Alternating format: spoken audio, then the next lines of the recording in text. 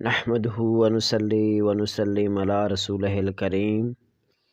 اما بعد فاعوذ باللہ من الشیطان الرجیم بسم اللہ الرحمن الرحیم۔ معزز سامعین کرام، جیسا کہ آپ کو معلوم ہے کہ شعبان المعظم کے حوالے سے ہمارا یہ سلسلہ چل رہا ہے، تو آج کا ہمارا موضوع ہے شعبان کے نوافل اور روزے۔ تو رحمت کائنات صلی اللہ علیہ وآلہ وسلم نے ارشاد فرمایا،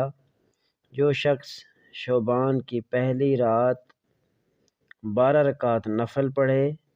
ہر رکعت میں الحمد شریف کے بعد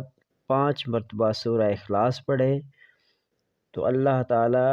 اسے 12,000 شہیدوں کا ثواب عطا فرماتا ہے اور 12 سال کی عبادت کا ثواب لکھ دیا جاتا ہے، اور گناہوں سے ایسا پاک ہوتا ہے جیسا کہ ابھی ابھی اپنی والدہ کے پیٹ سے پیدا ہوا ہو، اور 80 دن تک اس کے گناہ نہیں لکھے جاتے۔ اسی طرح آپ صلی اللہ علیہ وآلہ وسلم کی ایک اور حدیث مبارکہ ہے جس میں آپ صلی اللہ علیہ وآلہ وسلم نے ارشاد فرمایا، جو شخص شعبان کی پہلی اور آخری جمعرات کو روزہ رکھتا ہے تو اللہ تعالیٰ اپنے خاص فضل و کرم سے اسے جنت میں داخلہ عطا فرمائے گا۔ اسی طرح آپ صلی اللہ علیہ وآلہ وسلم کی ایک اور حدیث مبارکہ ہے کہ حضرت سلمہ رضی اللہ تعالی عنہا سے روایت ہے کہ حضور صلی اللہ علیہ وآلہ وسلم کو میں نے لگاتار 2 ماہ روزے رکھتے ہوئے نہیں دیکھا سوائے شعبان اور رمضان کے روزوں کے۔ اسی طرح ایک اور حدیث مبارکہ ہے کہ حضرت عطا بن یسار رضی اللہ تعالی عنہ سے روایت ہے کہ حضور نبی کریم صلی اللہ علیہ وآلہ وسلم شعبان سے زیادہ کسی مہینے میں روزے نہیں رکھتے تھے، یہ اس لیے کہ اس میں سال بھر کے مرنے والوں کی تدفین، مرنے والوں کی مدتیں لکھی جاتی ہیں۔ اسی طرح حضرت انس بن مالک رضی اللہ تعالی عنہ سے روایت ہے کہ حضور صلی اللہ علیہ وآلہ وسلم کی بارگاہ میں نے عرض کی کہ یا رسول اللہ صلی اللہ علیہ وآلہ وسلم، سب سے افضل کون سے روزے ہیں؟ تو حضور سید عالم صلی اللہ علیہ وآلہ وسلم نے ارشاد فرمایا، شعبان کے روزے رمضان کی تعظیم کے لیے۔ اسی طرح یعنی شعبان کے روزے جو ہیں جو ہم رمضان کی تعظیم کے لیے یا رمضان کی آمد کے لیے رکھتے ہیں، اسی طرح تم اپنے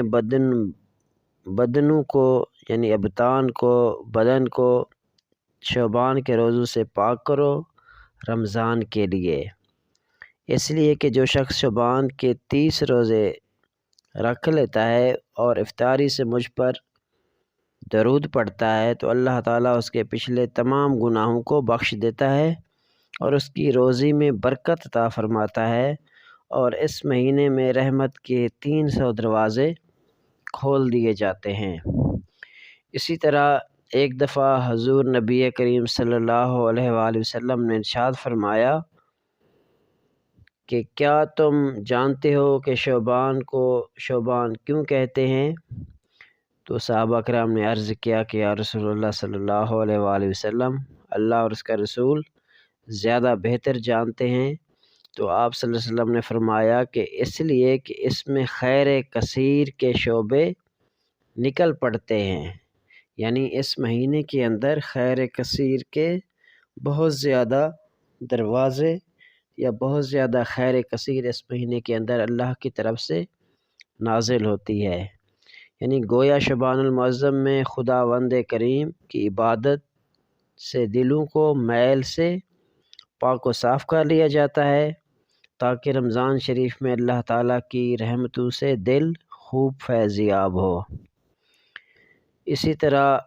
حضرت ام المومنین حضرت عائشہ صدیقہ رضی اللہ تعالی عنہا سے روایت ہے کہ حضور علیہ الصلاۃ والسلام شعبان کے روزے رکھتے تھے یہاں تک کہ اس کے ساتھ رمضان کو ملا دیتے تھے۔ تو یہ رمضان کے روزوں اور نوافل کا ثواب ہے۔ اللہ تعالیٰ سے دعا ہے جو کچھ سنایا